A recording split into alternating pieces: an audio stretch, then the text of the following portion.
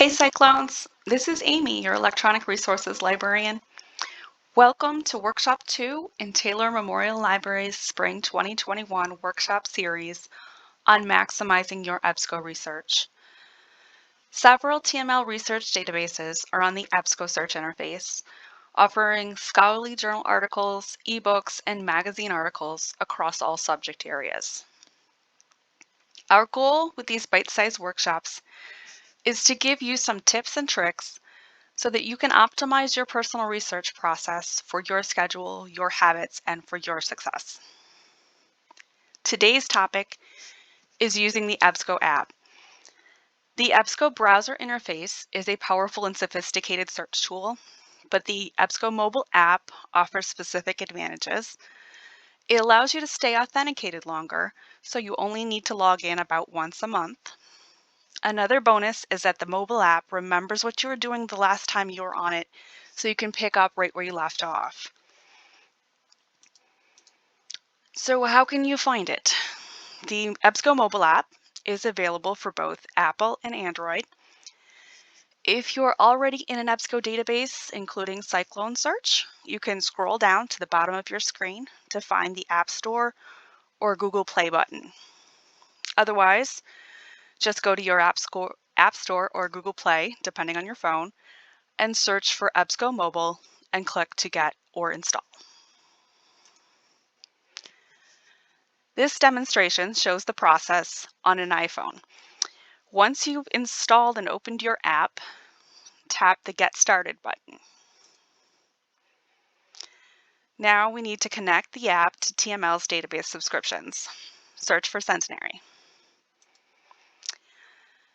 Select the appropriate result, Centenary University, Hackettstown, New Jersey. Click Connect Your Institution. Then click Continue to get to the sign-in screen and use your Centenary account to log in. The app's home screen shows three major items: recently viewed articles from the last time you were on the app, various articles that you actually looked at. Swipe left to view more articles. Secondly, here it shows recent subjects. These are the subject labels that correspond to your recently viewed articles. Tap a subject to run a search for articles that are related to that subject. And the third major item here is popular content. This is frequently viewed articles across the platform, not necessarily articles that you yourself viewed, but just popular content. So this screen shows what it looks like to click on one of those recent subjects. In this case, we clicked on electronic learning. So an article that I read must have had electronic learning as an assigned subject. So now the app will run a subject search for that phrase to discover additional articles with that subject label.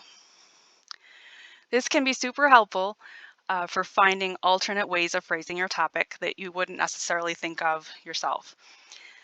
Using terms that are part of the database's vocabulary is a good way to discover more results here too. So here is that popular content that I mentioned, a few examples of that. These are some of the popular content articles that came up while I was putting this presentation together. They're not always going to be the same topic, but these articles are among the most frequently viewed or downloaded on the app at a given moment in time. So if you notice, they're all related to the coronavirus.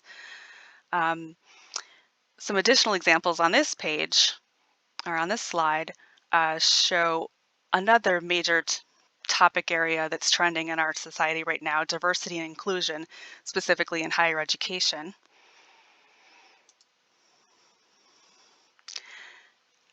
Okay, so now we are looking at the search screen here. If you notice, I'm just flipping back a slide here, there's a home button at the bottom of each screen, or of the app, so that you can always get back to that page. Next to that, the magnifying glass is where you would tap in order to run your own search.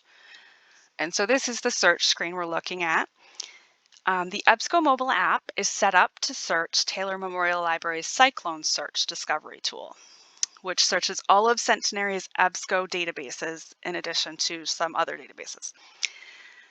So Ebsco has determined that database selection will be an enhancement that they'll build into a future version of the app.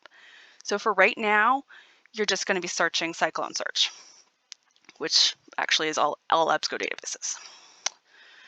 So enter your search terms in the search box at the top of your screen. Tap Search on your device's keyboard to run the search. Additionally, you have the options up here to select one or more filters. You can limit your results to peer-reviewed. You can limit to full text, or you can select a date range.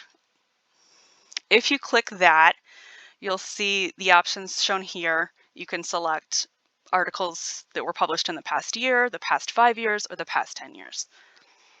And then that is applied to your search results. So let's talk about those results. The results screen shows you the top 20 results on the screen. Your search terms would normally be highlighted. In this particular example, that didn't happen, probably because this is actually a subject label search.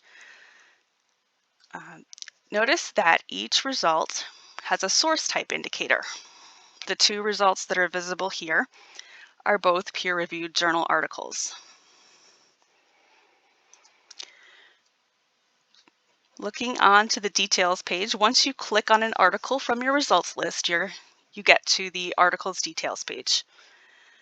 This page provides metadata about the article, the title, the journal title, which you see here as the publication, the date of publication, as well as subjects that are assigned to the article, which, as we've seen, are a way to find more articles like this. Also here is the abstract, the summary of the article's contents. So to view the actual article, we're going to click Read Now. Once you do that, you will get at least one format through which to interact with your chosen article. In this instance, the format we see here is a PDF, which you can read, or it gives you the option to listen to the article via Ebsco's Read Speaker application. Pardon me. So you can see what the PDF version looks like on your app right here. Showing you another example of a different article, you have a third option down here under Format to read the HTML version, which is shown here on the right side of the screen. On a smartphone screen, the HTML version may be easier to navigate than the PDF, assuming the article you choose has that version to pick.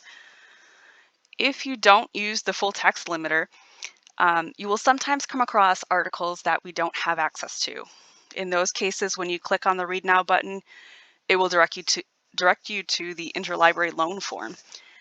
Fill it out and we'll email you the PDF once we receive it from another library. If you want to download a PDF or send a link to someone, look for the arrow icon on the top right corner of the article details page. This opens up your device's options for saving and sharing. You may have noticed, as we've gone through here, that on the results screen and on the article details screen, there is an option to like the article or the ebook that you're looking at. When unselected, it shows up as a blue heart outline icon.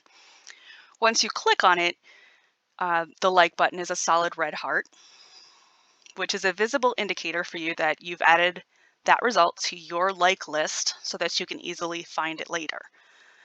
Click the like icon at the bottom of your screen to go to your list of liked articles, which is shown over here.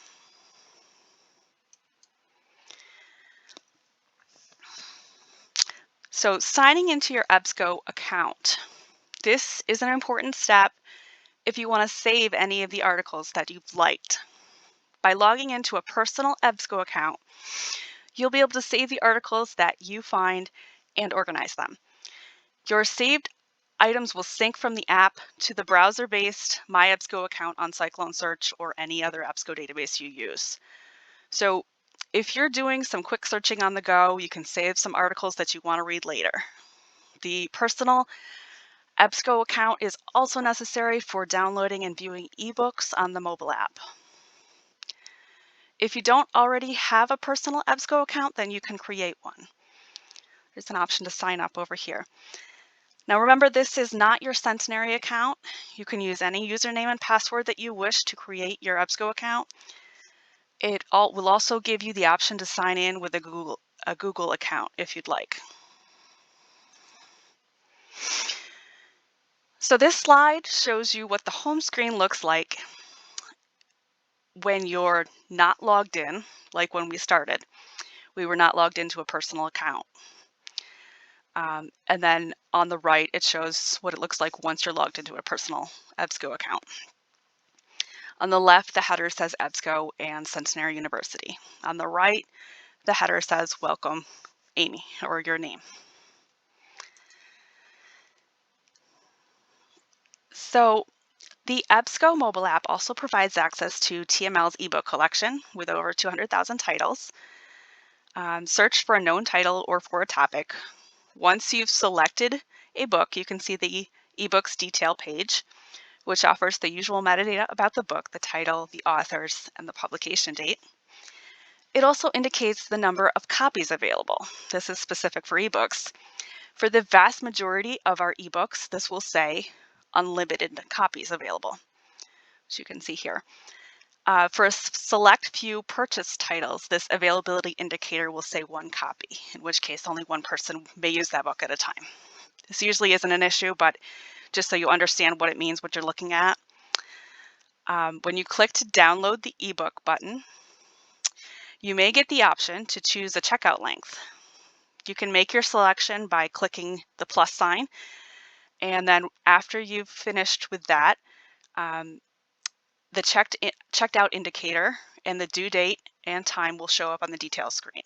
What this means is your access to the ebook will expire at that point.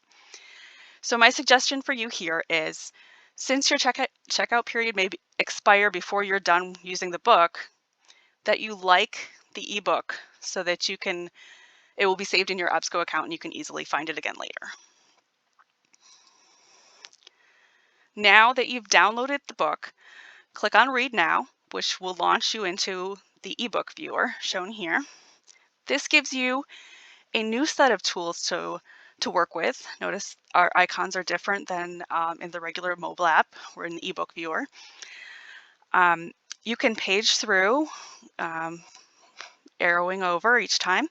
You can also click on one of the icons to view the table of contents, to search within the book for a specific term, to go directly to a specific page, or to bookmark certain pages. So I want to thank you for joining me today. I hope you give the EBSCO mobile app a try. If you do end up using it, I'd love to hear from you about your experience. Feel free to reach out with any questions or comments by filling out our Ask a Librarian form or by emailing library@centenaryuniversity.edu. And look for our next workshop on using Digital Ebsco folders. See you there.